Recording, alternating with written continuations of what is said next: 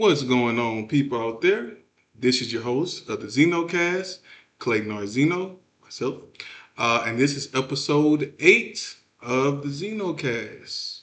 You know, um, it's been a cool little week starting off. It's been hot as hell today. But on this episode, we're going to talk about the ICE situation that's taking place here. We're going to talk about the former mayor of Dalton. We're going to talk about her and who she is, right? Because I didn't really know who she was until I looked at a prior video. Um, Give me 1 second. Yeah, so I didn't know who she was until I looked at a prior video. But now I know exactly who she is. And today I'm also going to be talking about victimhood, right? The victim mindset. It's going to be heavy. But first, let's get talking about this Houston ICE situation. Give me 1 second. Boom. Oh, actually, no. Start with Tiffany Henyard, excuse me. So I'm not sure if you guys know who Tiffany Henyard is. If you do, you probably, recognize her from the Dalton situation. If not, you may have seen a video a few months back here. Give me 1 second.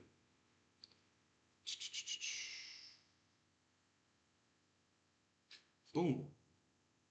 So there was this incident a few months back where Mrs. Henyard, her boyfriend at the time, actually was getting into it with some of the people at one of the community hearings. Let me just play this video so we kind of have a refresher about Mrs. Henyard. Breaking news, a fist fight breaks out at Tiffany Henyard's Thornton Township meeting tonight, and witnesses say Henyard herself jumped onto the pile. Yeah, so take a look at this. Video's all over social media tonight. It happened as a community activist and frequent Henyard critic was speaking. He apparently insulted Henyard, calling her a name. That's when a witness says Henyard's boyfriend confronted him. That's when the chaos ensued. The witness says Henyard pushed her table out of the way, ran to the back of the room to join in. Police are there. We're going to keep you updated. So we already kind of got an idea, right, of who this lady is. Mrs. Henyard, she was the lady who boyfriend did step in when another person of that same community was pretty much voicing his opinion about the shitty job that she's done, right? It's been a lot of they said, she said type of deals with hers. I don't even want to say, yeah, I guess tenure in that community, but there's more, right? There's more from her. 1 second. Pull this up right here. Definitely more from Mrs. Henyard.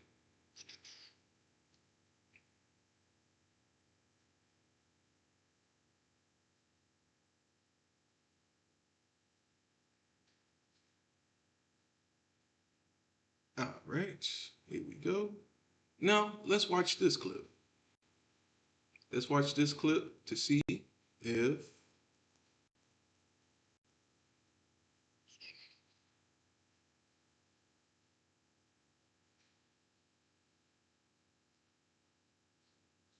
Tiffany Henyard, former Dalton mayor and Thornton Township supervisor, takes the fifth rather than testify in court today. Yeah, she'd been ordered to appear. WGN's Jewel Hillary is live at the Daily Center with details on her hearing. Jewel. Hi, good evening, you all. Unlike former board and supervisor meetings today, Tiffany Henyard's appearance in court was pretty quick and easy. She was ordered to come to court, I should say, in person after being found in contempt for not following state transparency laws and submitting records during her time in office. Now, as you mentioned, instead of testifying today, her attorney pled the fifth on the former mayor's. Look at my man's in the background. Look at him, bro. He want to get his little 5 seconds of fame, bro. He just stopped. Are you recording? Okay, bet. Let me just post up right here. Yup. Y'all see me on the news? Behalf. Just after 2 p.m. Friday, Tiffany Henyard, the former Dalton mayor and Thornton Township supervisor, walked into circuit court. Tiffany, do you have any thoughts about being in court today, being ordered to come to court? We don't have any comment right now. Friday's hearing focused on a lawsuit filed by the public interest group Edgar County Watchdogs. The organization sued the village of Dalton after Henyard's administration ignored Freedom of Information Act requests last January, seeking spending and other records. Her attorney, Bo Brindley, says Henyard doesn't have them. She has no idea what that document was. She's going back to some board meeting where they say she held up a single piece of paper. I don't know how and could expect her to remember what that was, given how many meetings there have been and how much chaos there was in Dalton. During court, Henyard was asked to testify, but with an ongoing FBI investigation looking into questionable spending and claims that she used her government power to retaliate against people she perceived as opponents during her time as Dalton mayor and Thornton Township supervisor, Brindley advised her to plead the Fifth. I think that's what anybody that's smart and reasonable and has a lawyer is going to do under these circumstances. She's not a public figure anymore. She's not in office, and she has every right to exercise her rights under the Constitution to protect herself. Court documents say Henyard refused to respond to emails from last fall from Dalton Council requesting records in response to the FOIA request. The watchdogs were looking for something pretty simple, which were some credit card bills. All my clients wanted, all the public deserved, was to be able to look at what she was waving around that said that that was canceled. With no documents in hand, Henyard's counsel was permitted by the judge to file an affidavit. She doesn't have it. All we have to do is advise them with an affidavit. The judge has agreed that that's fine, and we'll do it immediately. Eventually, I think the people of Dalton asked the mayor to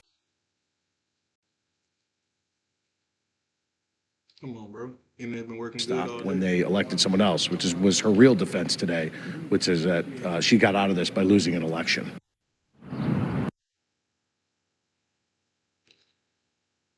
I mean, look, bro. She's been doing a lot of stuff lately, and this shit has caught up to her. It's pretty evident you don't want to show all the records. Smart lawyer told you to plead the Fifth, and that's exactly what you did. It's pretty much done, but all of these higher ups in these higher positions, all of them don't really care about the people like that. That's me just being honest, me just being 100% honest with people.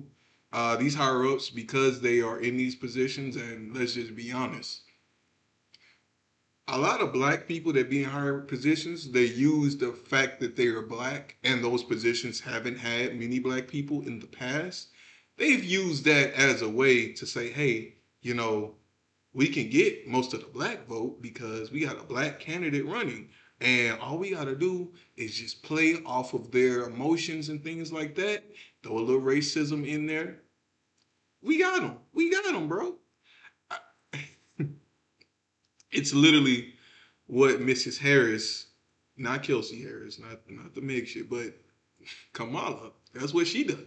She used the whole black thing, used the Greek thing to make a connection, use HBCUs to make that connection, start speaking like like she was from the South, even though she's not, never has been.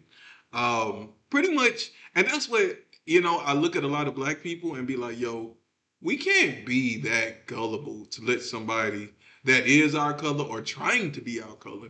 We can't be so gullible that we let them use the negative things against us, because they'll frame it in a way in which it make it seem like it's helping us. But in reality, those things are not helping us. Y'all just getting rich off of people's, poor mindsets, poverty mindsets, victim mentalities. We're going to get to that later on. But yeah, man, get Tiffany the F up out of here.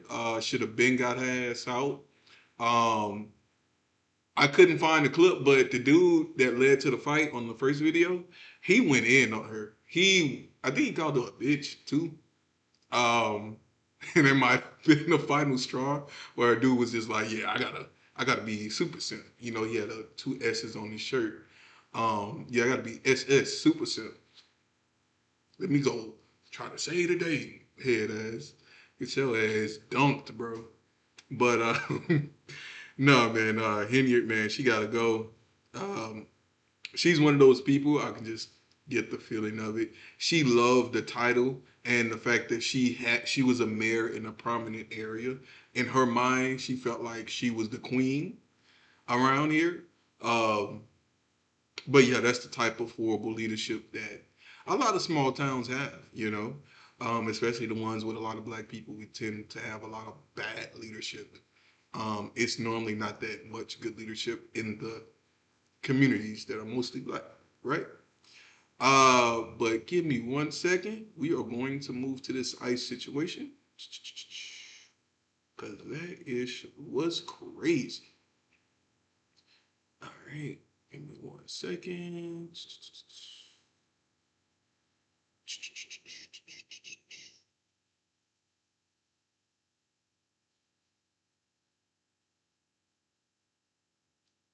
Oh, wait, that's the right one. There we go. Freaking house cat over here, acting a fool. Bam. All right. So we have the ICE arrest here in the Houston area. 1 second. Because this is actually crazy when I found out about it.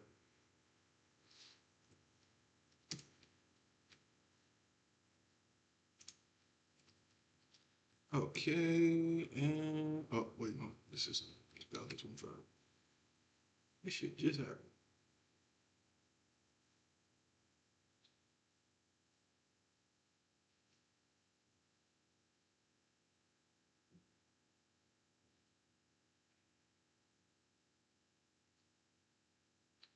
Wait, oh, that's not the right one. Give me 1 second. I almost found it.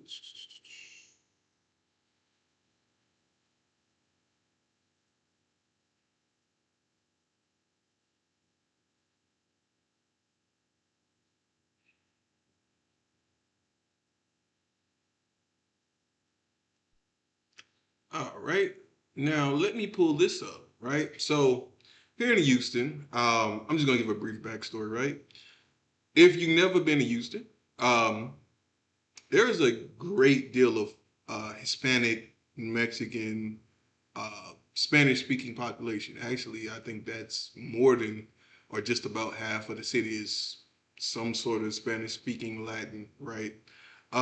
So with that, you're gonna have a good amount of people who are legal, but you're gonna have some illegals, right?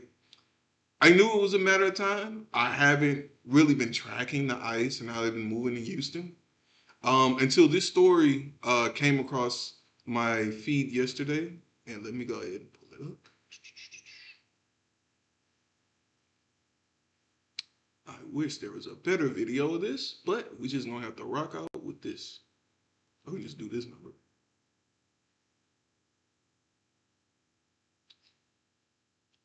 Oh, that's the best y'all can do for full screen. Oh, okay.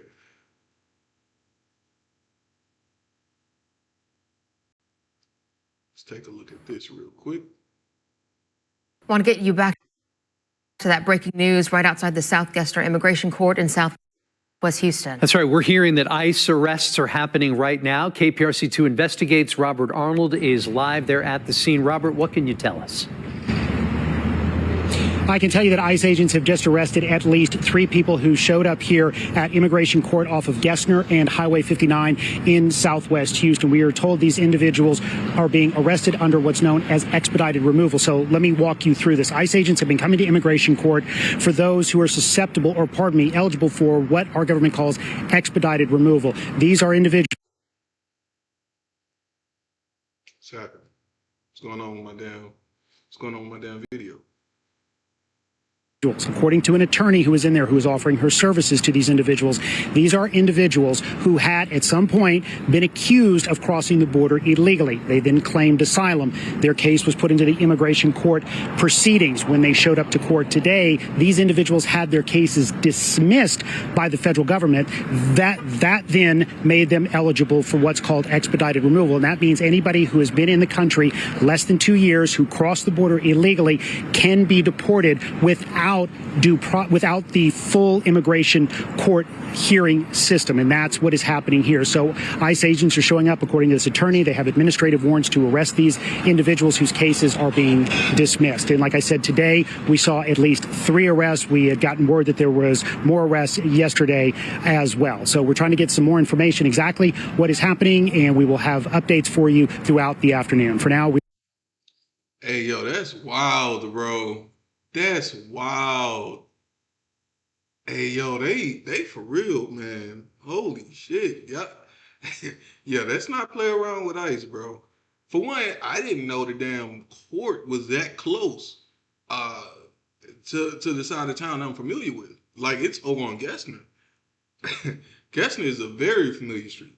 So I didn't even realize it was on Gessner. I had no idea. I always wondered what those buildings was, but I didn't care. But now I see exactly what they be doing over there. And the fact that they got the shit set up to where as soon as you get your case dismissed, right, that doesn't mean that you won't at all get deported. The fact that you got your case dismissed, that pretty much sets you up in a position to say, hey, now we can come get you without any due process. Because before you had a case, you already had a case pending. We couldn't really do nothing. Now that that case is done, we can come scoop you. We can come scoop you that quick. Like, it's that. Damn, that's wild, bro. But that's some shit. It just goes to show you, man, you can't come over here illegal, man. You have to go through the process the right way. A lot of people not going to want to hear it. A lot of people not going to want to hear it, especially from a black person. But I don't give a damn. Y'all have to come here and the right way. Y'all just can't come here and be like, oh, I'm here in the United States. Okay.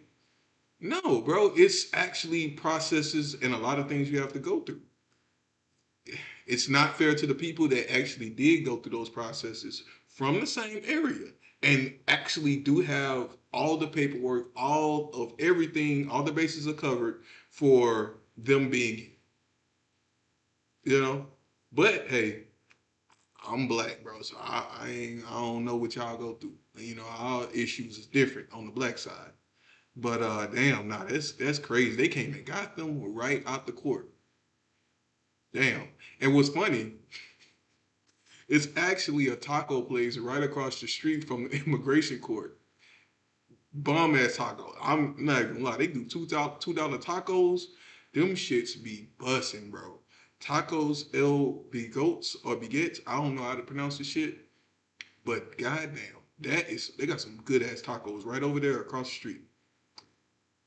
I ain't trying to be an asshole, but damn, man, them tacos is good as fuck, bro. Don't do nothing crazy with the taco people, right? Y'all just stay at the courts, y'all do y'all thing, right? But the taco, let them live, let them rock out, let them do their thing, you know, because they be over there with the tacos, chopping up the little onion and cilantro. Oh my God, and they be $1 too. Anywho, I ain't trying to be, you know, super obese right now. But more of the story with this one, right? Make sure you do whatever you're supposed to do legally. Because the moment you start coming over here illegally, you're setting yourself up to maybe not in a year, maybe not in 5 or 10 years, but you're setting yourself up to say, hey, we're not illegal. So we don't got no documentation or no paperwork. So we essentially can be deported back. And I know that's not what a lot of people want to see. You don't want to see your cousins, brothers, sisters, dads, moms, aunts, uncles, grandpa, grandma. You don't want to see them people sent back to the place where they, you know what I'm saying, tried to get away from. But you have to do it the right way. You have to go about it a certain way. That's all the people have been saying. If y'all have been here legally, then there's nothing that the U.S. can really do. But the fact that y'all were here illegally, that's it's so fun. It's so funny because people try to act as if you're being here illegally is right or is justified. It's illegal. You're not supposed to do it. It's against the law. It's against the legal paperwork that has been written. What else is there to argue about? What else is there to debate about? You know? God, man. That's just so crazy, man. People don't really understand that, hey, you can't just do whatever you want and think people are supposed to just be okay with it. And that's why they came and scooped y'all up like a ground ball, like Wayne said. Got them. Yeah, we got 3 of them. Yeah, we got them right out the court. The boys was for real with it. Man, bro. But as I move forward with this show, and yeah, I think I'm gonna spend a good little minute on this part right here. This is this victimhood mindset. Give me 1 second. Let me pull up this. So, yeah.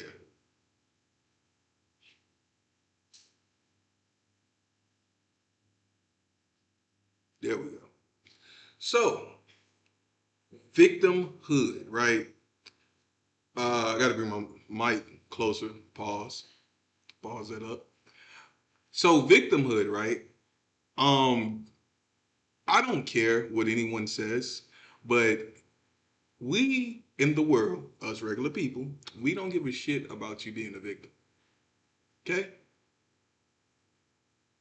Just say that straight up. Us regular people that have to go and either go to work or, you know, make our own way, we don't give a shit about victims, right? Now, yes, there are some situations where people have been done wrong, right? In those situations, then yes, they are victims. But it's so easy to get that misconstrued with a lot of other things, right? So, for example, me being black, I could sit on here and talk about, you know, how I should be owed reparation. I should, you know, be able to do everything for free. You know, I shouldn't have to work. You know, I should be, you know, because my ancestors, they had to endure X, Y, and Z. Bro, don't no one give a fuck about me. And that's not me just being extra hard on myself, but that's me being fucking honest. I can't roll around life being a victim. Us men, especially us black men, we get taught early on, bro, you can't be a victim. You got to get out there and get it on your own. Whether that's working at a fucking tire shop, working McDonald's, doing security, picking up trash, working for the city of Houston, making your own way, making your own product and selling it to a big company. Like, we have to, it don't matter what we do, whether we in the E quadrant, S quadrant, B or I quadrant. Those are the different cash flow quadrants. Shout out to Robert Kiyosaki, by the way. But those are the quadrants in which it don't matter what we in, we got to do for our own. We can't sit up here and be victims, bro. And one of the worst things that I've realized that's happening in the world today is that a lot of women, especially black women, have this victim mindset. Baby girl, we can't do that. Like, being a victim, honestly, it ain't really for black people. If you want me to be honest, 100% honest, it's not for us. We ain't built to be victims. When we try to be victims, nothing good happens, I'm gonna be honest. Nothing substantial, nothing that's positive, Nothing that we can take and say, hey, we can grow our life off of this. You know, nothing positive happens. People up here around here worried about who called me the N-word or who said the N-word. Bitch, if y'all don't take y'all ass to work, if y'all don't take y'all ass on y'all computer and do something, if y'all don't go, like the people out here protesting, dog, y'all waste y'all fucking time protesting so bad to the point where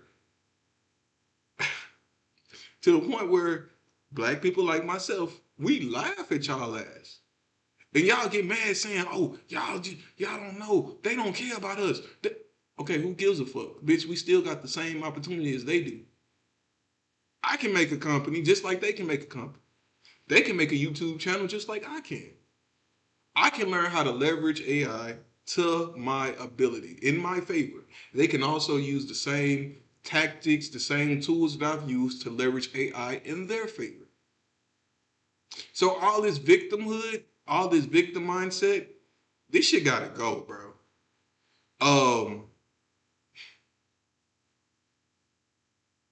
I know a lot of people that have experienced some type of traumatic death in their family, especially close death, right? Whether that been a parent, a sibling, or a child or something. At the same time, bro, you gotta push that shit to the back and you gotta keep moving. It's so many ways in which you can keep moving out there. Like for me, right? I like using myself as an example because, you know, I've had to overcome a good bit, you know? My father, right? I didn't have my dad in my life. But I love my dad. As I got older, I understood why things didn't necessarily go the best and why he was peace out. I get it. At the same time, when I found out he passed, I could have been on some, hey man, you know, I'm just so down because my dad passed away and all that. And I think about it here and there. Yeah, it affects me a little bit, but it don't affect me enough to where, it doesn't affect me enough to where I can't move forward in life. I can't be the best version of myself, which I am striving every day to become, right? And that's something that you should do. You should always wake up every day trying to be a better version of what you were yesterday, right? That's just me, but everybody should do it. Other people may lose an adult child, right? And I understand situationally, it hurts. I get it hurts. I understand. I understand that even if you show no emotion, it's still gonna take time. But I'll be damned if I sit up here and let people play and talk about, oh, you know, some of us, we just can't, we just so D-word as depressed, right? I don't like necessarily saying the word myself, but that's depressed. We're so depressed, you know, we can't do nothing. You know, for one, you wasn't even in your kid's life. Two, and most importantly, bitch, you need to take all that energy and focus it into that younger child that person left here on this earth. So you can make sure that child not only had a better upbringing than their parent, but had a better upbringing than their grandparent. But people want to worry about crying and trying to get likes on their Facebook posts. Y'all motherfuckers' mind is on the wrong shit, bro. I'm flat out 100% honest. Y'all mindset is putrid, bro. This shit is ass. You can't really expect to go through life and everybody kiss your ass. I know in our society, a lot of women have been raised in the world where, oh, I can do wrong and I'm still not gonna be in trouble. You know, I understand that. But in the grand scheme of things, that's because y'all was under the matriarchy so severely that talk about a negative word, matriarchy, right? It makes me throw up. Only reason it should be that if the patriarchy can't survive or didn't survive. Like the grandfather, he passed away, but he left all the lessons, left everything there for y'all to take and actually grow from, right? But a lot of women who, hey, my mama did it, my grandma did it, a lot of them They have always been victims. It's always been, yeah, he did that. Yeah, I did this, but he did that. So it don't matter. It don't matter what I did. I could have slapped him. I could have punched him. I could have gave him a black eye. But the fact that he flicked my nose, bitch, I'm upset. Bitch, I want to sue this nigga for everything he worth. Because he flicked my nose. And he didn't have to fucking do that. But that's how women be acting, though. I'm not lying. A lot of women today, they are victims. Anytime anything doesn't go their way, they know they can throw that victim flag so fucking high in the air that somebody is going to see them, kind of like a bat symbol, right? It's like a big ass VM in the sky. You might see it at night, you know what I'm saying, early in the morning. It's a VM, and it's victim mindset, and you just flash that bitch in the sky, and people will come, and yeah, they won't hold you accountable or anything. They'll just pretty much make sure you're the victim. That's the world we're living in. But to men, don't focus on these hoes. A lot of these hoes just want to be victims. A lot of these women just want to be victims. The great women, they know how to be held accountable. Matter of fact, the great women, they gonna hold themselves accountable to the point where you're gonna look at them, you're gonna be like, damn, I ain't got to say nothing. She know. She learned a lesson. Or shit, it's certain situations you won't even endure based on what kind of woman you around or dealing with. But moral of this segment here, right? Victimhood. Victimhood is one of the nastiest, most horrible things that we have come across as humans, right? That's something that we should have done away with centuries ago, but for whatever reason, it stayed around, and now it's getting to the point where victimhood is a new sport. You can pretty much just yell at I'm a victim, and the thing is, it's not going to be a thing of you trying to prove you're a victim. It's going to be a thing of the other person trying to prove that they did not victimize that person. You see what I'm saying? So we're dealing with two different mindsets. It's one mindset that, oh, you got to prove, you know, hey, what happened? And then the other mindset is, okay, I know you got to fake it, so tell me everything that happened. Tell me everything that happened. And what exactly did they do? That's how people get caught up. That's how people get in jail. That's how people get their lives ruined. That's how people miss out on money.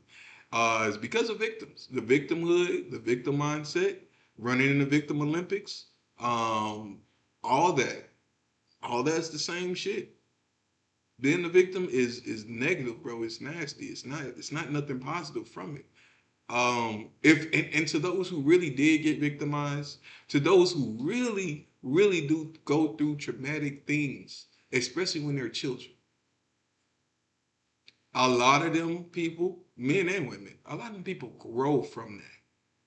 Keep in mind, they grow. They don't keep saying, oh, the X, Y, and Z happened to me when I was younger, and that's why I'm acting. That's why I'm such a shitty parent now. No, stop using that as a reason why you don't want to do nothing. People act like because you endured something traumatic, they act like you can't be a lazy ass person. Like that could still happen. Like you could still be a shitty parent and a half-ass ass parent and still had went through a traumatic experience. But at the same time, don't use that traumatic experience as a reason to say, hey, you know, if I didn't go through this, maybe I could be a better parent. Bullshit, bitch. You could be a better parent. You just don't fucking want to. You can do better by them fucking kids. You just don't want to. And that's not okay. That is not okay. That'll never be okay. This is one of the reasons why, as much as I want kids, I am not tripping about them motherfuckers not coming. Because it's so many more parents out here that's so full of shit, that's so horrible, that do half-ass shit. And I'm up here thinking about programs I want my child in, because it's only one. I'm only doing one child. Ain't no two. Fuck all that. One child, right? But I'm thinking about, you know, how I want the child to be in different programs and do different things and visit different places. And I want them to be enriched by more than just a school field trip. You know, I don't want the school system to raise my child. I want to do a great job of raising them. And then they go to school, behave, do well there. Great, all good. But as a parent, I'm not I'm not slow enough to realize, oh, hey, I want the school system to raise my child. Since, you know, I don't think that having two parents in the household really matters. But that's a completely different story for another day. And that day's coming up soon. That day will be here soon. But as I close this episode out, a brief overview. Um, I just thought about something crazy. But a brief overview, right? ICE agents. They are out here in the city of Houston. So, just so y'all know, they will scoop y'all up at the court. So anywhere else, y'all will be scooped up. They will come through with their little street sweeper. They gonna scoop y'all. They gonna get y'all right, put y'all right there in the palm. And that's what they gonna do. They gonna sweep y'all up gently and nicely. Tiffany Henyard, get your ass out.